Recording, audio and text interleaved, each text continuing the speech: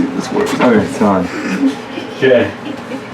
All right, so what we're going to do today is train on what I call the 5 steps to our approach. There's 2 different types of approach to credit repair. Have you guys heard of dispute letters at all? Yes. You have? Mm-hmm. You heard of them? Okay.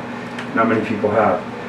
What's your take on it? Like, what do you know about them? I know just from the freecreditreport.com, you can hit the dispute button, and then it's like a whole process to send out a letter, but it's just a basic letter.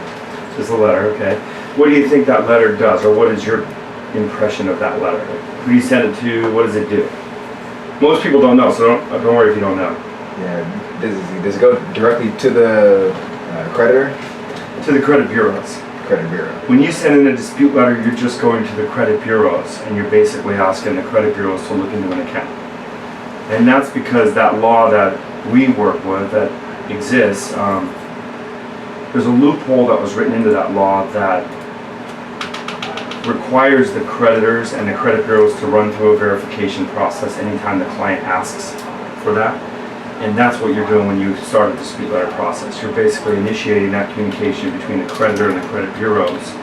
And in that law, there was a rule that was written, and that's the loophole that allows our industry to exist. So regardless of which approach you use, there's a 30-day timer that's been written into that law.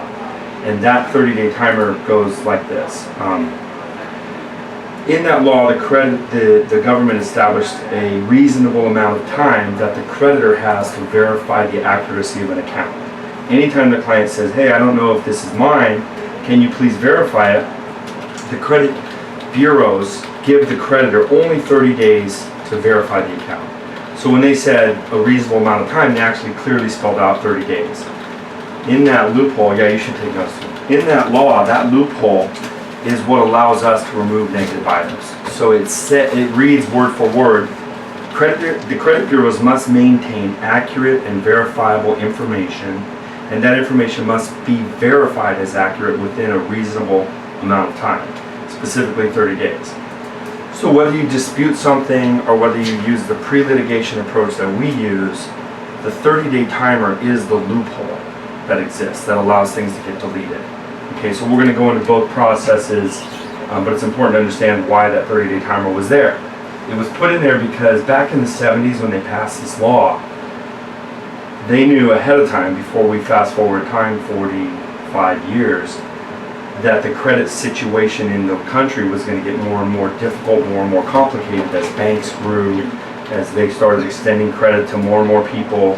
Remember back then, in fact, when I was younger, student visas were available to college students only that get verified they had a C or better average on their grades. So you had to be enrolled in college, maintaining a 12-point unit and carrying a 12-unit workload, and maintaining a C or better just to get a student visa.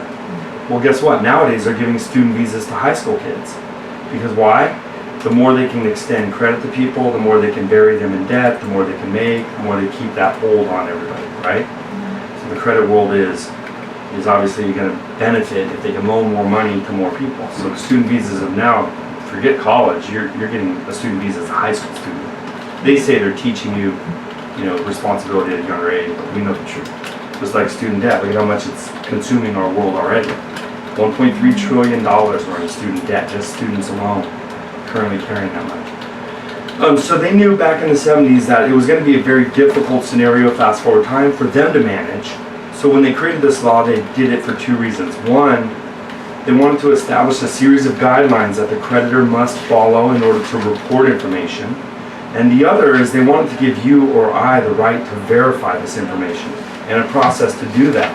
And that's the dispute letter process. So we're going to go into the dispute letter process first, give you the 4 steps to that, and then tell you what we do differently, and it's not very different, so it's similar. But it's really a huge difference in the end result for the client, and a huge difference in the type of deletions we get, whether those deletions are permanent, how many items are deleted. So it sets our company apart from 95% of our industry. So the difference, we'll go into that next. So we may not get through all this before I have to make that call, but at least we'll get through most of it. So a dispute letter process involves 3 entities. Okay, the first one being you, the client. This one, the creditors. And then the credit bureaus. Do you guys understand the difference between the creditors and the credit bureaus? Yeah. Okay, Can you specify? you tell me what you think they are, what the difference between these are. Just your best guess, don't worry, you don't have to Okay. know anything yet. I think is the bureau like the overall kind of like the court systems. I don't know. It's okay, that's a good guess. What do you think? It's like the, not really like a governing body, but they kind of watch the creditors, make sure they're like the police. Okay, all right, I like these answers because it's coming into it fresh with good answers, both of them. Have you ever heard of the credit bureaus? Do you know the names of them, and how many do you think there are? The TransUnion, Equifax, and Experian. Okay, so that's it, you know, Only 3? 'cause- yeah. There's actually 4 main ones. CBC Innovis is another one, but it's not really recognized by most of the banks as, it's not one that they look at. It's recognized, but it's not considered when it comes to qualifying. The 3 that you mentioned are the 3 that are considered. Do you think they're for-profit companies, corporations, or government agencies? That's a good question. You said it earlier, what do you think? Still think they're government agencies or for-profit corporations? I think everybody's for profit. Everybody's for profit, okay, but the government could be for profit. So is it a for-profit government agency or a for-profit private corp? What do you think? Private. You know? Private. Private. Or private, isn't it? They're for-profit private corporations, and they're different. So all 3 of them are different from each other. So you got Experian, Equifax, and TransUnion. And for you guys to even know the names of these, I mean, for you, Sean, that's really impressive because not many people knew the names they start on their first day. But those are the 3 that you're going to hear in what we do because we work with lenders and realtors. Lenders look at the 3 credit bureaus, the 3 major credit bureaus they call them because there's others, the minor ones. There's more than 4, but 4 recognized ones, but the 3 major ones are these 3. Okay, so that would be these guys. So who are these guys then? Name some creditors. Just give me your best guess, Sierra. Creditors. Since we know these are the bureaus, Yeah. and they're kind of like government agencies. They're government-controlled, for-profit, private corporations, but they're regulated by the Fair Credit Reporting Act. Name some creditors. When you go shopping, ever get a department store card? Nordstrom's, Bloomingdale's, Macy's. Nowadays, almost all of them offer it, you know. Yeah. Every one of those companies, banks, is a creditor. So Okay. anybody you can obtain financing through as a creditor, anyone extending credit, that's a creditor. There's thousands of them, so don't worry if you don't know any. Not many people know any of this stuff. There's thousands of them. Name another one for the purpose of this example. Another type of creditor. Obviously, we know banks. Specific? Would collection agencies in this instance be considered a creditor? Yes. Collection Phone agencies? bank, I mean, like phone Phone company. service, yeah. They usually don't report every month, so they're kind of on the edge of being a creditor, but still, for the purpose of this, if you mess up Yeah. on your phone bill, it gets sold to who? Collection agency, which is a type of creditor. Another one a lot of people don't think of are the court systems, because if you end up getting sued by somebody and they win a judgment against you, somebody has to report that to the credit bureaus. So with this example, they're not a creditor. If you read the definition, is technically a bank or institution that loans money, that loans credit. So creditor isn't really a good word to use. We can call them reporting authorities, people that report to the bureaus. So these guys they don't record anything. What they do internally record stuff, but they report information. So good word to write down for credit bureaus is this, a good description.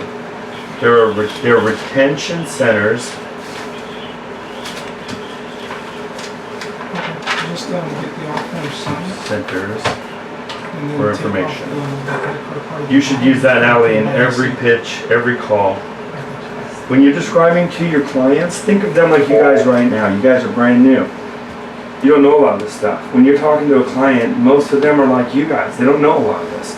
So the more you can spell this out on the phone, and I'm going to give you a lot of recorded calls that we've done this, I've done this, you'll hear how I can shorten this whole thing I'm doing for you down to a couple minutes. But one of the terms you'll hear me use a lot in my calls is the credit bureaus are retention centers for information.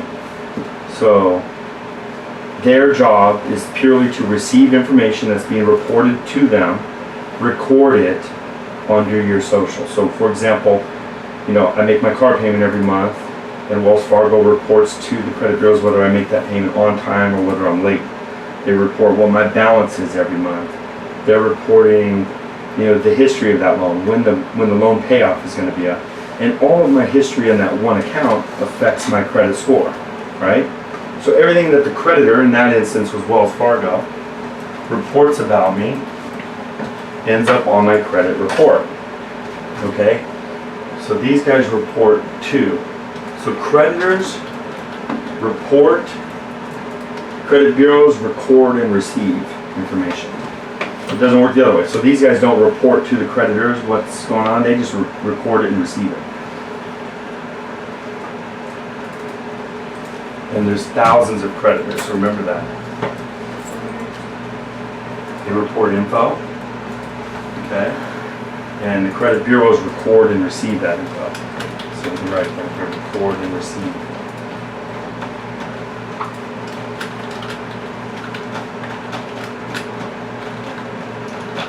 Okay, they record and receive info. You had mentioned something about the credit police or credit something authority. Yeah, they police the creditors. That was a good statement because I use that a lot in my pitch. And there are no credit police out there. So there's nobody that's going to go through your credit report or mine and check it for accuracy. Nobody's doing that because why? There's too many people and too many accounts that are being reported for them to do that. There's, what do they say, 310 million people now in America? Actually, like, I know. Have another pen in here. Sorry. This one? No, I don't. 1, 2, 3. 1, 2, 3. That's a lot of people. 310 million people, they say, in America right now. So of that, how many people are, is it likely, let me back up, of the 310 million people here, average life expectancy, let's just say 70 years, right? So it's more likely there's more people over 18 that have credit than under 18 that don't. So let's just say 50-50 for the purpose of this though. So if you cut that in half, you have about 155 million people with credit, right?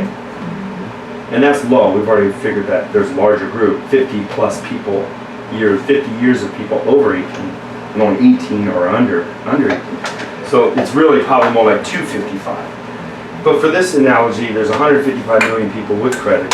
On average, people have anywhere between 5 to 6, wow, already? I'm gonna snooze that. On average, people have 5 to 6 accounts on their credit. So some people have 30 to 40 accounts, some people only have 1 or 2. Let's just give them all an average of 5 to 6 accounts, right?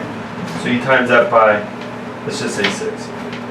So this times that, that's roughly 1 billion accounts every month that are getting reported to the credit bureaus. The history, the status, you made your monthly payment on time, you got sold to collections, you got sued by somebody, they got a judgment against you, you paid your Macy's bill on time, I paid my car payment late.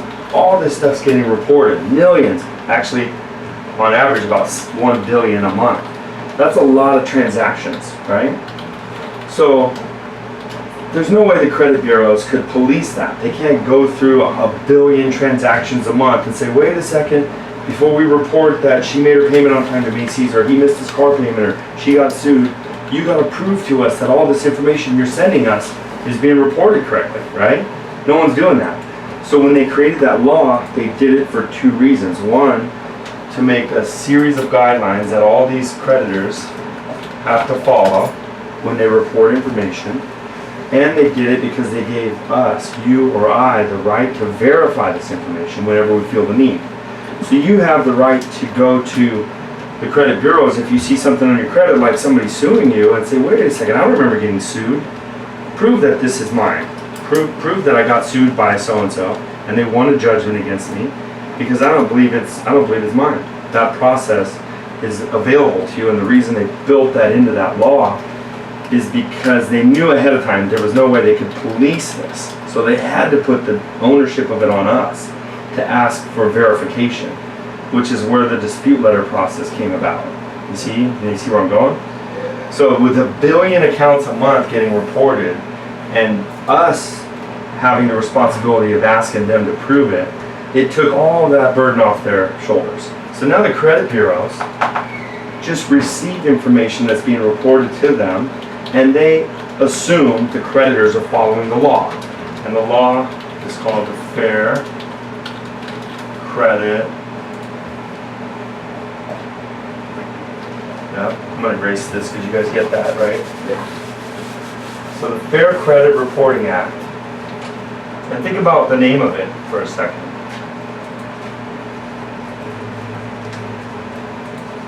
Okay?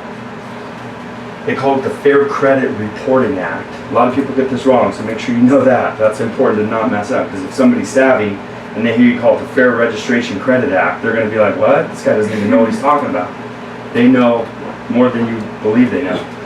And some people don't know anything. Most of them don't know much about this, so don't worry. But it's the one person that you mess up on, and he just happens to be that attorney that, oh, I did this already. I know you messed up. So Fair Credit Reporting Act governs how credit information is being reported to the credit bureaus. Remember, they report info too.